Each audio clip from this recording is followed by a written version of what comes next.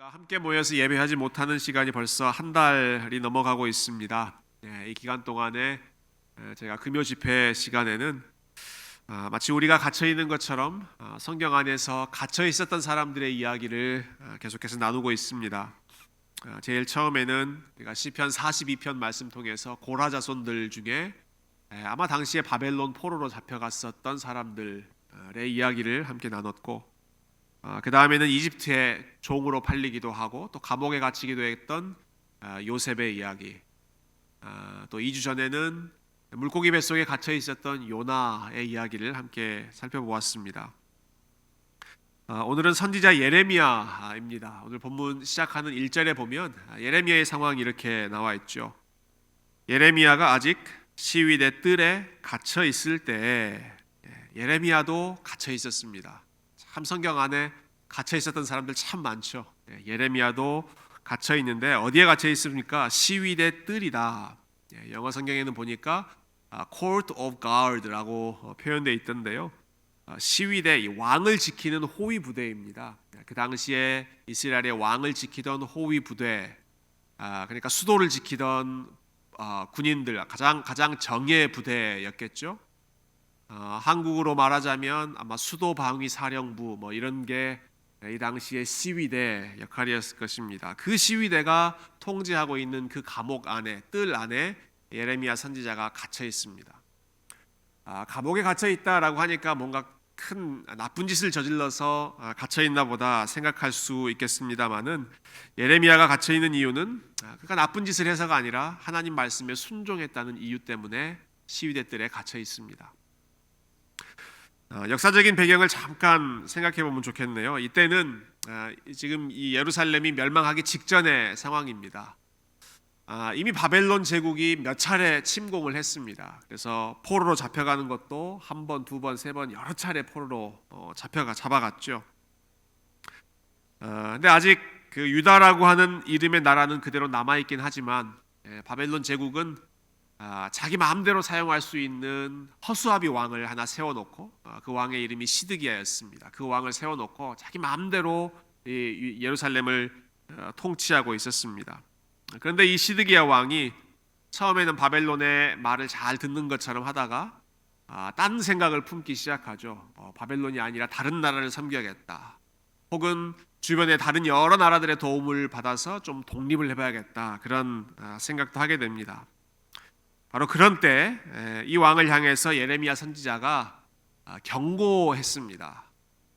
지금 이 상황은 하나님께서 이스라엘의 죄를 심판하시고 징계하시는 상황이기 때문에 왕이시여 딴 생각하지 말고 그냥 이 심판을 묵묵히 감당하십시오.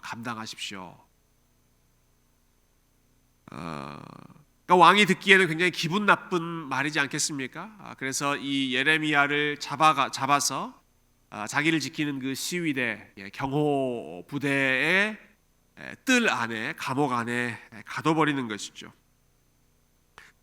우리가 2주 전에 봤던 선지자 요나는 하나님의 명령에 불순종했다는 것 때문에 바다에 던져지기도 하고 물고기 뱃속에 갇히기도 했습니다. 근데 예레미야는 반대입니다. 그가 철저하게 하나님 말씀에 순종했다는 그 이유로 오히려 하나님께서 하라는 말 그대로 전달했다는 그 이유 때문에 지금 시위대 뜰에 갇혀 있는 것이죠. 이 시기가 좀 더 의미 있게 느껴지는 이유는 이때가 예레미야 선지자가 선지자로서 사역했던 그 기간이 40년이 되던 거의 마지막 해였기 때문입니다. 그가 유다 왕, 남왕국 왕 요시야라고 하는 왕부터 시작해서 이스라엘이 멸망하는 그 마지막 단계까지 한 4명의 왕을 거치면서 가장 어두운 시대에 활동했던 선지자가 예레미야인데요. 국가적으로 봤을 때도 어두운 시기였고, 영적으로 봤을 때에도 예레미야가 귀에 못이 박히도록 회개하자라고 선포했음에도 불구하고 사람들이 하나님께 돌아오지 않고 계속해서 그 말씀에 반역하고 저항했던 아주 고집스러운 사람들로 가득 찼던 시기가 이 마지막 40년이었습니다. 그럼에도 불구하고 선지자 예레미야는 묵묵히 하나님께 순종하는 마음으로 그 40년 동안 하나님 전하라는 말씀 충성스럽게 전했던 것이죠. 자, 그런데 이렇게 40년 동안 헌신하고 사역한 결과 지금 예레미야 선지자가 마지막 순간에 서 있는 장소가 어디입니까? 그러니까 시위대 뜰에 갇혀 있습니다. 자그마치 40년입니다. 40년 동안 한 길을 걸어갔다, 선지자로 사역했다라고 하는 것 참 귀한 일이고 대단한 일이라고 생각합니다. 그런데 그렇게 헌신한 마지막 결과가 시위대 뜰에 갇혀 있는 상태다라고 하는 사실은 참 우리의 마음을 허탈하게 만들고 또 안타깝게 만드는 그런 결말이죠. 생각해 보니까 이 성경에 40년간 사역했던 사람들의 이야기가 참 많이 나오는 것 같아요. 모세도 이스라엘 백성들 40년 이끌었고요. 다윗도 왕위에 40년 동안 있었습니다. 그러니까 이 40년이라고 하는 기간이 굉장히 어떠한 한 제너레이션을 통째로 이제 책임졌다라고 하는 그런 의미가 있었을 것 같은데요. 모세의 40년도, 다윗의 40년도 그들이 다 리더로서 한 나라를 또 한 민족을 이끌었을 때 그들이 가졌던 부담감과 책임감 또 그들이 겪었던 어려움이 만만치 않았을 것입니다. 그렇지만 모세의 삶을 보면 힘든 일들도 많이 있었지만 그 순간순간 신나는 일들도 있었습니다. 홍해를 가르는 기적도 경험하고 아말렉 족속 싸워서 이기는 것도 경험하고 만나 매출하게 하나님께서 공급해 주시는 그러한 기적들도 경험하면서 기도할 때마다 그때그때 응답받는 그런 신나는 일이 있었습니다. 다윗 역시도 마찬가지죠. 다윗도 광야에서 오랜 시간 보내기도 하고 또 자기 아들이 반역하는 그러한 가슴 아픈 일들 겪기도 했지만 그래도 골리앗과 싸워서 이기기도 하고 고생하다가 왕위에 오르기도 하고 백향목 궁전에서 아주 안락하게 생활할 수 있는 그러한 영광도 다윗은 누렸습니다. 예레미야의 40년은 달랐습니다. 예레미야의 40년은 그러한 영광이 없습니다. 기적이 별로 나타나지 않습니다. 그냥 온통 눈물이었고 고난이었고 아픔이었고 그럼에도 불구하고 하나님 말씀하시는 것에 묵묵히 순종하며 걸어갔던 정말 참 선지자 중에 선지자가 예레미야의 삶이었습니다. 이 땅에서의 영광이나 이 땅에서의 유익, 어떠한 화려한 그러한 사역의 큰 열매를 얻는 것 때문에 그가 헌신하는 것이 아니라 그저 하나님 앞에 철저하게 순종하는 마음으로 걸어갔던 사람이 예레미야였죠. 그렇게 고생했던 선지자의 삶이라면 마지막이라도 좀 더 위로가 되는 삶이었으면 참 좋겠다 하는 인간적인 마음이 들지만 그가 마지막까지도 시위대 뜰에 갇혀 있었다. 힘 빠지는 이야기죠. 여러분, 그런데 바로 그때 하나님의 말씀이 예레미야에게 임합니다. 하나님의 말씀이 그에게 나타납니다. 1절 말씀 제가 다시 한번 읽어보겠습니다. 예레미야가 아직 시위대 뜰에 갇혀 있을 때에 여호와의 말씀이 그에게 두 번째로 임하니라. 여러분, 예레미야는 갇혀 있었지만 하나님의 말씀은 갇혀 있지 않으셨다는 사실을 우리가 알 수 있죠. 특별히 여호와의 말씀이 두 번째 임했다라고 하는 말에서 우리가 볼 수 있듯이 이미 그 시위대 뜰 안에 갇혀 있을 때 그 전에도 하나님이 말씀하셨고 지금 또 하나님이 예레미야에게 말씀하시는 장면입니다. 이미 말씀드린 것처럼 선지자로서 예레미야의 삶은 외적으로 화려하지도 않았고 큰 열매를 맺지도 못했고 고생만 하다가 끝난 것처럼 보이지만 여러분, 그러나 예레미야의 삶에는 말씀이 있었습니다. 예레미야의 삶에는 언제나 하나님의 말씀이 있었습니다. 그가 성전에서 설교할 때도 혹은 시위대들에 갇혀 있을 때에도 또는 사람들이 여러 가지 이유를 들어서 여러 가지 방식으로 그의 마음을 아프게 했을 때에도 그의 마음을 버틸 수 있도록 끝까지 그 길을 완주하게 해주었던 것은 늘 하나님의 말씀이 예레미야에게 임하셨기 때문입니다. 예레미야의 마음, 흔들리는 마음을 순간순간 하나님께서 말씀으로 붙잡아 주시는 것이죠. 우리 예수님께서도 말씀하셨죠. 사람이 떡으로만 사는 것이 아니고 하나님의 입으로부터 나오는 모든 말씀으로 사는 것이다. 여러분, 떡이 없어지는 것도 문제이고 또 우리가 시위대 뜰에 갇히게 되는 것도 힘든 문제이지만, 그러나 더 큰 문제는 우리가 말씀이 없어지는 것이고, 말씀이 없는 채로 어떠한 상황에 갇혀버리는 것이 더 큰 문제입니다. 그것이 더 큰 재앙이죠. 구약시대의 또 다른 선지자였던 아모스 선지자가 그 사실을 아주 현실감 있게 이야기했습니다. 최악의 재앙이 무엇인가? 아모스 8장에 보면 이렇게 경고합니다. 주 여호와의 말씀이니라. 보라, 날이 이를지라. 내가 기근을 땅에 보내리니 양식이 없어 주림이 아니며 물이 없어 가람이 아니요 여호와의 말씀을 듣지 못한 기갈이라. 양식이 없는 것, 물이 없는 것보다 더 큰 재앙은 무엇인가? 하나님의 말씀을 찾아도 찾을 수 없고 원해도 들을 수 없고, 하나님께서 말씀으로 임하지 않으셔서 그의 마음이, 그의 영혼이 점점 더 피폐해지는 것, 이것이 하나님의 백성들에게 최악의 재앙, 최고의 재앙인 것이죠. 여러분, 한 주 동안 사시고 또 이렇게 금요일을 저희가 맞이했는데요. 지난 한 주 동안 여러분의 삶이 어떤 상황이셨습니까? 무엇보다 여러분 말씀으로 배가 부른 시간 한 주를 보내셨습니까? 아니면 말씀으로 빈곤한 그런 시간을 보내셨습니까? 우리 마음이 쉽게 지치고 또 낙심하고 짜증나고 불안해하는 것은 얼핏 생각하면 우리 주변에 일어나는 일들이 짜증나는 일이고 주변에 일어나는 그런 현실이 어둡기 때문에 그런 것처럼 느껴지지만 그렇지 않습니다. 상황의 답답함 때문이 아니라 우리의 마음 가운데, 우리의 심령 가운데 말씀이 넉넉하게 충만하게 채워져 있지 않을 때 언제나 우리의 마음은 그 상황이 아무리 편하고 안락한 상황이라고 하더라도 하나님으로부터 멀어지고 우리의 마음은 평강을, 참된 기쁨을 누릴 수가 없게 되는 것이죠. 말씀의 빈곤이 우리의 삶의 최악의 재앙이다. 그러나 반대로 예레미야의 삶은 현실적인 삶은 무척이나 어려웠지만 지금 그의 삶은 시위대 뜰에 갇혀 있는 삶이지만, 그러나 그는 시위대 뜰에 갇혀 있으면서도 말씀과 함께 그곳에 있었습니다.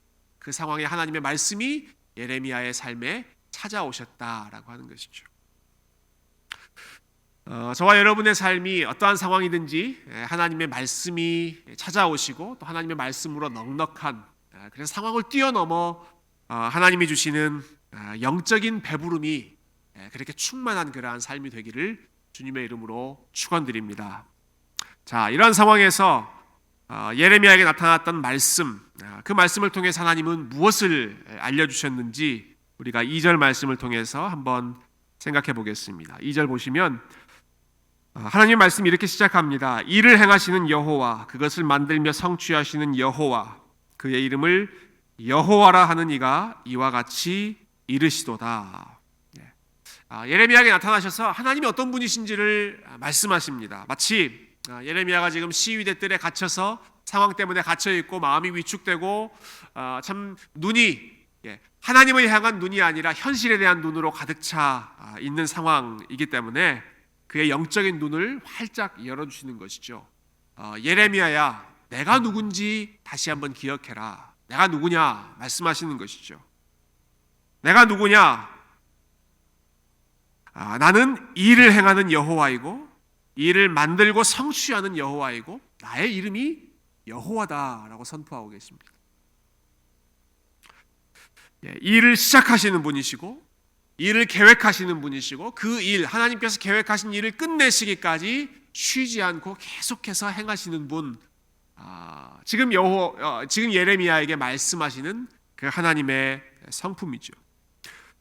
특히 하나님께서 이 2절 한 구절에 여호와라고 하는 이름을 3차례나 말씀하시고 특별히 마지막에는 그의 이름을 여호와라 하는 이가 너에게 지금 말한다. 그분 자신을 콕 집어서 내가 여호와다, 내 이름이 여호와라는 것을 기억해라 라고 강조하고 계십니다. 자, 이 여호와라는 이름은 우리가 잘 알죠. 모세에게 하나님께서 처음 알려주셨던 이름입니다. 그 이름의 뜻은 스스로 있는 자라고 하는 뜻이었습니다. 그리고 그 이름은 또한 언약의 백성들과 늘 함께 하셨던 그 하나님의 언약적인 이름입니다. 아브라함과 함께 하셨고 이삭과 함께 하셨고 야곱과 함께 하셨던 여호와 너의 하나님이 모세 너를 이집트로 보낸다, 그렇게 말씀하지 않으셨습니까?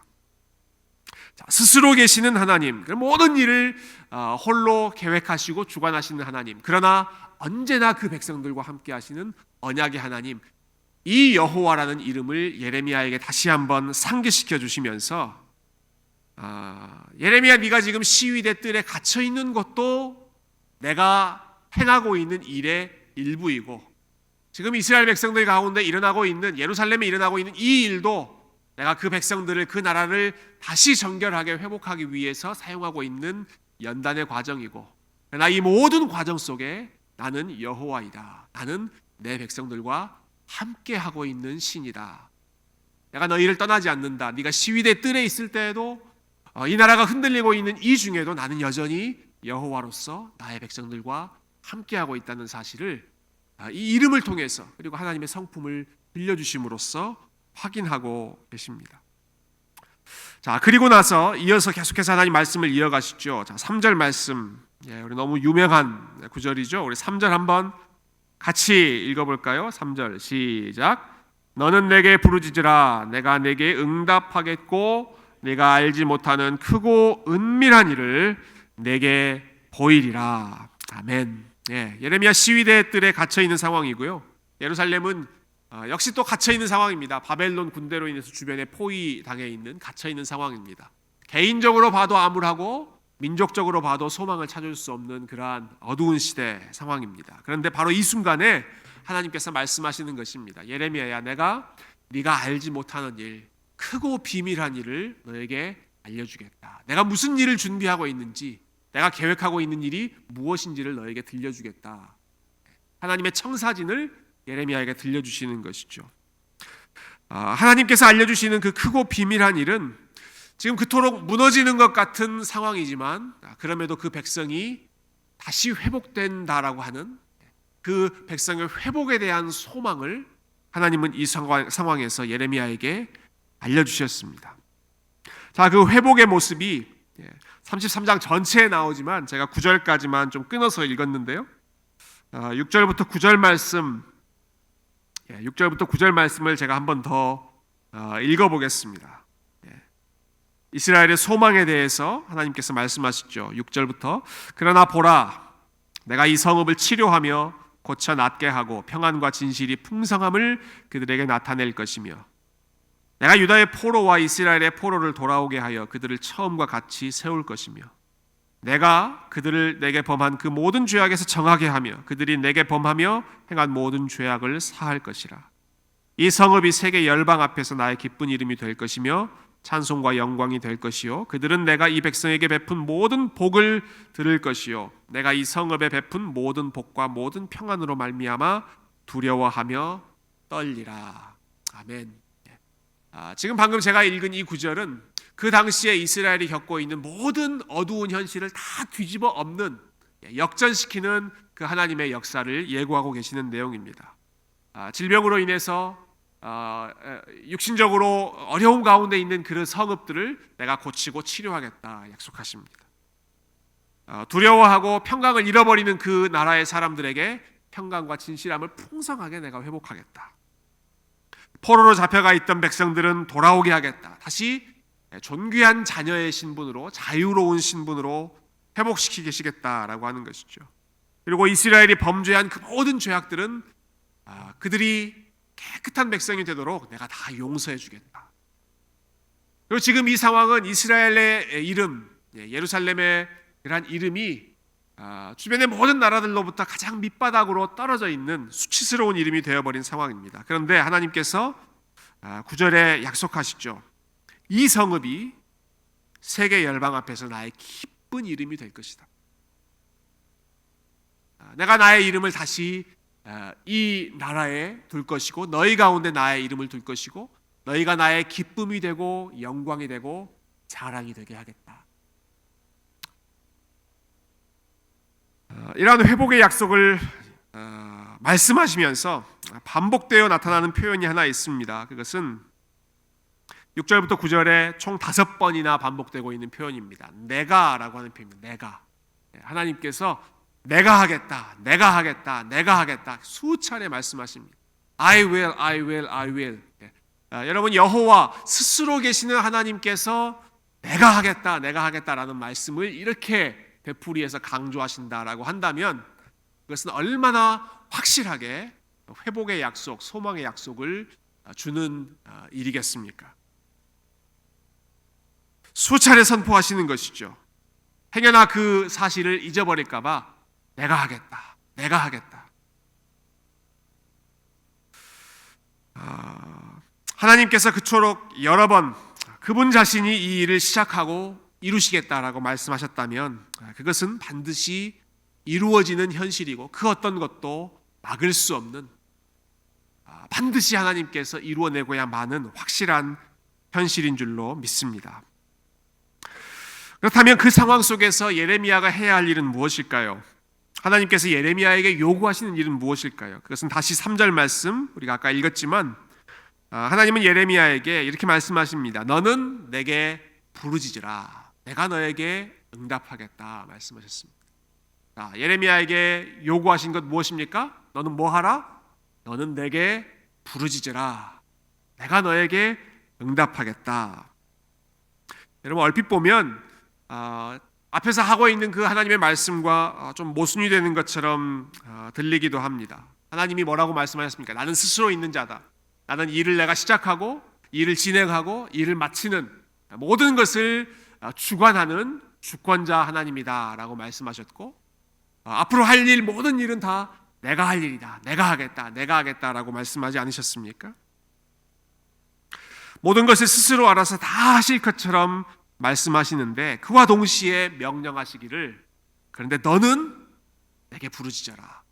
내가 이 모든 일을 주관해서 하겠지만 예레미야야, 너는 쉬지 말고 나에게 기도해라. 이렇게 예레미야에게 명령하고 계시는 것이죠. 여러분, 하나님이 절대 주권을 가지고 계신다라고 하는 것은 그러니까 우리는 뭐 안 하고 아무 일 안 하고 손 놓고 기다려도 하나님이 알아서 하시겠구나, 우리를 나태하게 만드는, 우리를 게으르게 만드는 교리가 아닙니다. 오히려 하나님의 주권에 대한 올바른 믿음의 반응은 우리가 하나님 앞에 계속해서 부르짖는 것입니다. 하나님께서 내가 하겠다라고 말씀하시고 예레미야에게 너는 내게 부르짖으라 라고 말씀하시는 것은 이건 두 가지가 충돌되는 것이 아니라 하나님께서 계획하신 일을 친히 이루시되 그 일에 우리의 기도를 도구로 사용하시겠다는 하나님의 뜻입니다. 하나님의 일을 이루어 가시는 일에 그 영광스러운 사역에 저와 여러분의 보잘것없는 기도를 하나님의 도구로, 하나님의 역사에 동참할 수 있는 그러한 도구로 사용해 하시겠다고 초청해 주시는 것이죠. 물론 하나님께서 언제 그 뜻을 이루시고 어떠한 방식으로 이루실지는 우리가 다 예상할 수 없는 부분입니다. 오늘 예레미야에게 하신 말씀에도 보면 네가 알지 못하는 크고 비밀한 일이라고 말씀하셨습니다. 예레미야, 네가 모르는 영역이고 네가 알 수 없는 부분이 분명히 있다. 그렇지만 그것은 하나님께 속한 영역이고, 그러나 우리에게 알려주신 것, 우리가 붙잡고 있는 것은 하나님께서 우리에게 기도하라고 부르짖으라고 명령하셨다라고 하는 사실이고, 그리고 하나님은 우리가 부르짖는 것을 기뻐하신다는 사실이고, 그리고 하나님은 우리가 부르짖는 기도를 통하여 하나님의 뜻을 이루어 가신다, 우리의 기도를 도구로 사용하신다라고 하는 것이죠. 하나님의 주권을 절대적으로 인정하면서 그러나 우리가 해야 할 하나님께 기도하고 부르짖는 책임을 다하는 것이 하나님의 절대 주권을 신뢰하는 믿음 있는 성도의 책임 있는 모습인 줄로 믿습니다. 예레미야에게 그것을 요구하시는 것이죠. 너 시위대 뜰에 갇혀있지, 네 힘으로 아무것도 지금 할 수 없는 상황이지, 답답한 상황이지, 사방에서 우겨쌈을 당하는 것처럼 주변에서 어디에서도 도움을 찾을 수 없는 그런 상황이지. 위를 보고 너의 눈을 들어서 나에게 부르짖어라. 너는 내게 부르짖어라. 내가 너에게 응답하겠다. 내가 약속한 이 모든 일을 바로 너의 기도를 통하여 하나씩 하나씩 이루어 가겠다라는 말씀입니다. 사랑하는 성도 여러분, 우리에게 오늘 이 저녁 시간에 주시는 말씀, 또 우리에게 다시 한번 상기시켜 주시는 우리의 사명 역시도 예레미야에게 주셨던 왕 같은 제사장이요, 또 선지자로서의 사명, 하나님의 때를 기다리며 또 하나님의 역사에 기도로 동참하는 그러한 중보자로서 하나님께서 우리를 부르고 계십니다. 주변의 현실이 어떻든지 간에, 혹은 사람들이 뭐라 하든지 간에 예레미야가 묵묵히 걸어갔던 것처럼 저와 여러분이 이 저녁 시간에 또 하루하루 우리 하나님 앞에 계속해서 부르짖고 믿음으로 나아가는 그러한 시간이 되었으면 좋겠습니다. 시위대 뜰에 갇혀 있어도 하나님의 말씀이 있었기 때문에 소망을 가졌고, 사방으로 우겨싸인 상황 가운데 있어서도 하나님을 향하여 부르짖었던 예레미야의 모습, 회개하지 않고 망해가는 자기 민족의 아픈 모습 때문에 끊임없이 눈물로 기도했고, 그렇지만 그와 동시에 아무리 시간이 오래 걸린다고 하더라도 그 하나님이 이루실 때를 기다리면서 멈추지 않고 계속해서 기도의 씨앗을 심고 또 심고 하나님의 때를 기다렸던 그 예레미야처럼 저와 여러분이 마찬가지로 여러모로 갇혀있는 상황이고, 또 우리가 보고 듣는 상황들이 크게 개선되지 않는 것처럼 보여서 우리 마음이 좀 많이 무거워지는 상황이지만, 그것과 상관없이 우리 눈에 보이는, 우리의 귀에 들리는 그러한 현실과 상관없이 우리는 그저 하나님의 명령에 순종할 뿐입니다. 내게 부르짖으라 하나님 말씀하셨기 때문에 부르짖는 것뿐입니다. 크고 비밀한 일, 우리가 모르는 사이에 하나님께서 은밀하게 하나님의 일을 이루어 가시겠지만 그 때는 하나님께 맡기고 우리는 계속해서 하나님이 이 모든 일을 해결하실 분입니다. 하나님이 모든 것을 바꾸실 분입니다. 하나님께서 모든 것을 얽혀있는 문제들을 풀어내실 분입니다. 우리는 그저 하나님 말씀에 순종하고 기도하며 주님의 부르심에 순종하며 걸어가겠습니다. 이렇게 기도하는 모습으로 우리 하나님 앞에 영광 돌리고, 기도하는 모습이 우리 하나님 앞에 기억되고, 또 우리의 기도를 통하여 하나님의 일하시는 역사에 함께 동참하는 그러한 귀한 우리 세교회 성도님들의 복된 삶이 되시기를 주님의 이름으로 축원드립니다.